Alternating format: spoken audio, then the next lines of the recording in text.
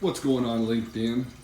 I mean, what's going on, YouTube? It's Pelfrey, and this is the Red Sea Reefer 250, and it is loud.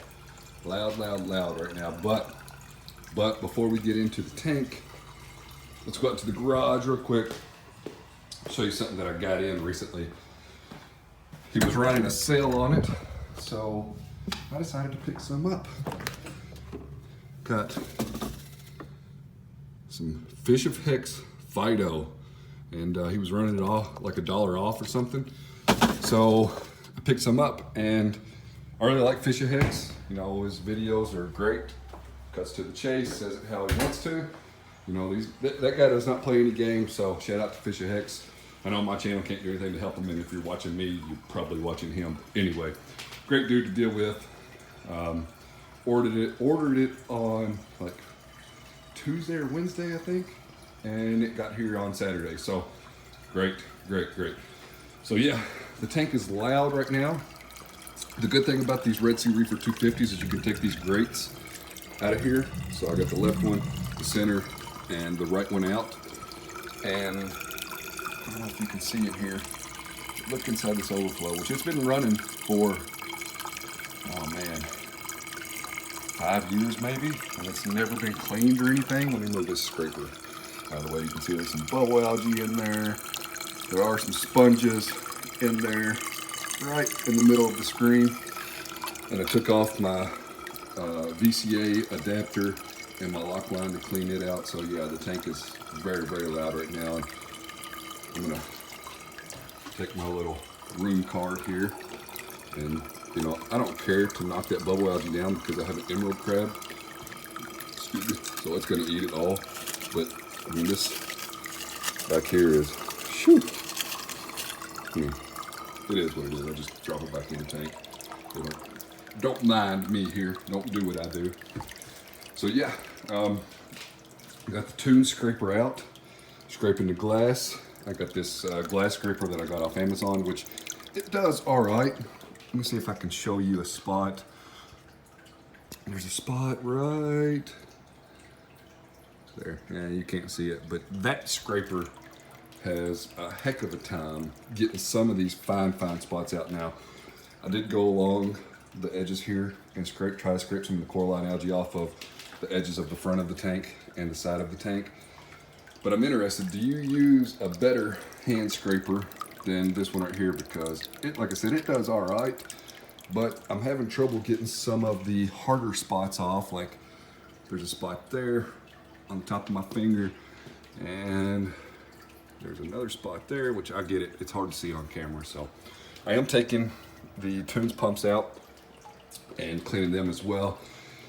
And I've really got to take the radions off the tank and get them cleaned out.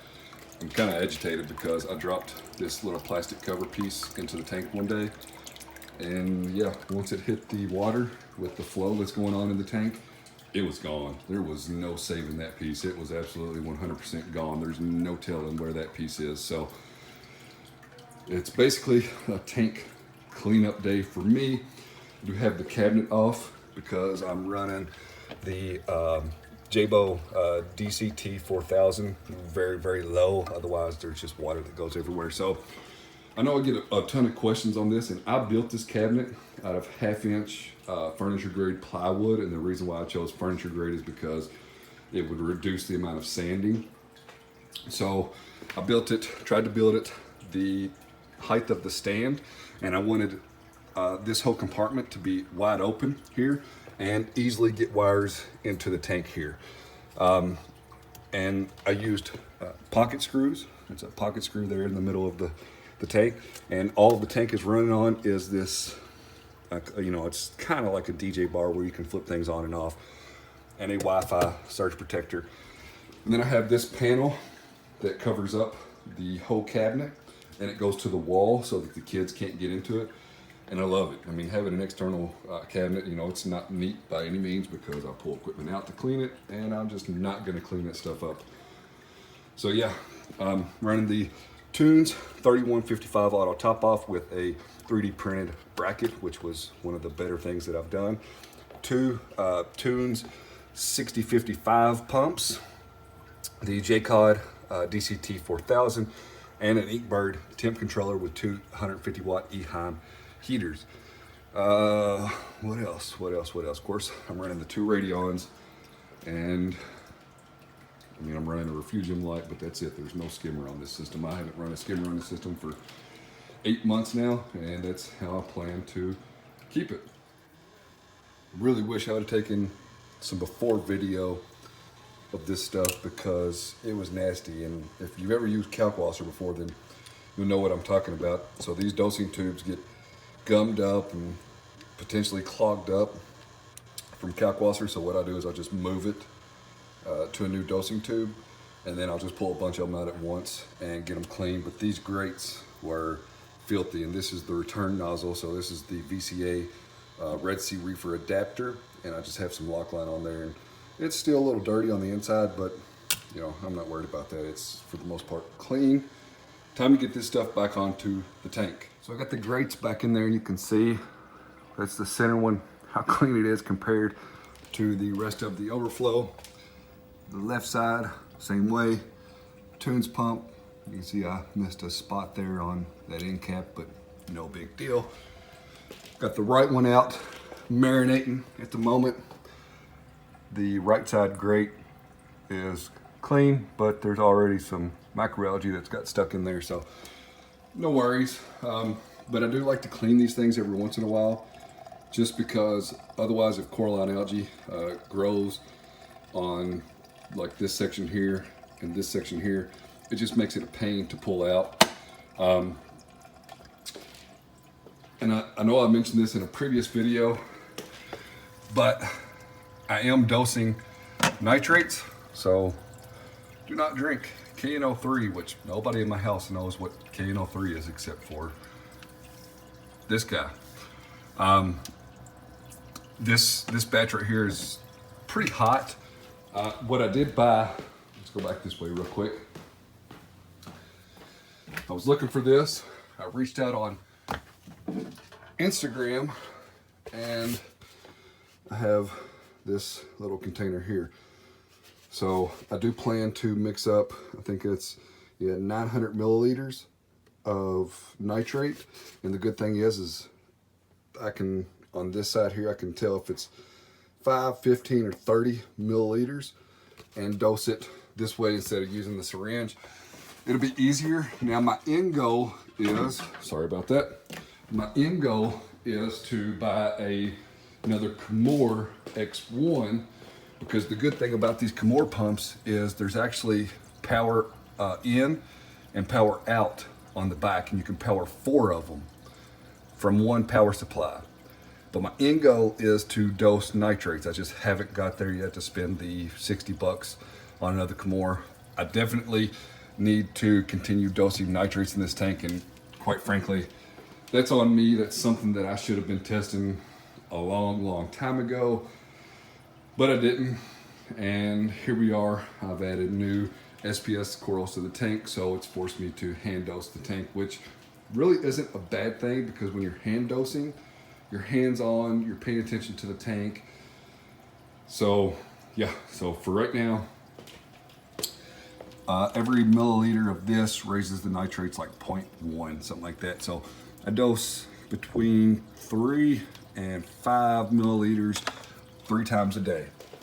First thing in the morning, about 5 to 5:15 in the afternoon, and then about 9:30 in the evening right before bed.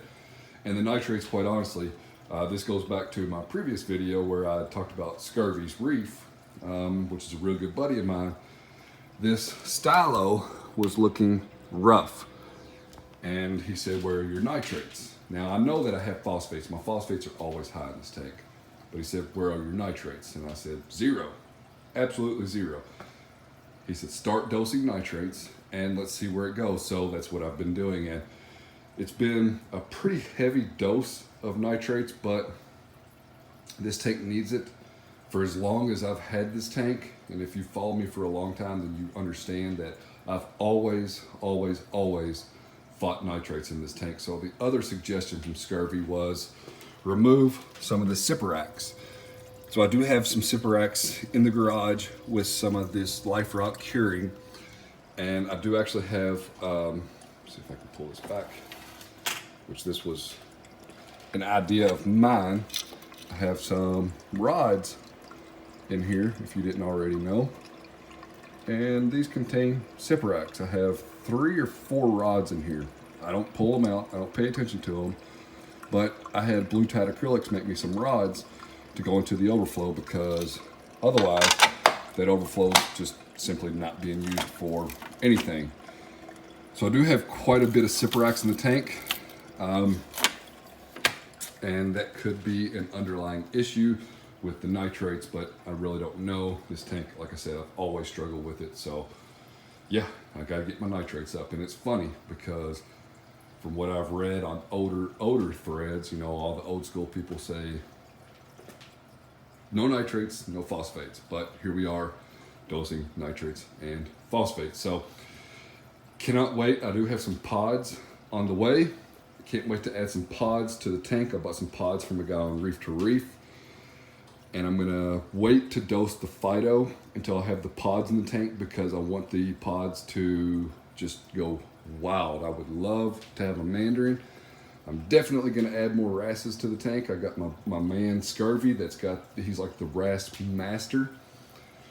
So that's the plans. I've been rambling on now, so we're gonna go ahead and cut it off here. As always, I appreciate you following along. Be sure to check out the website at pelfrey.net.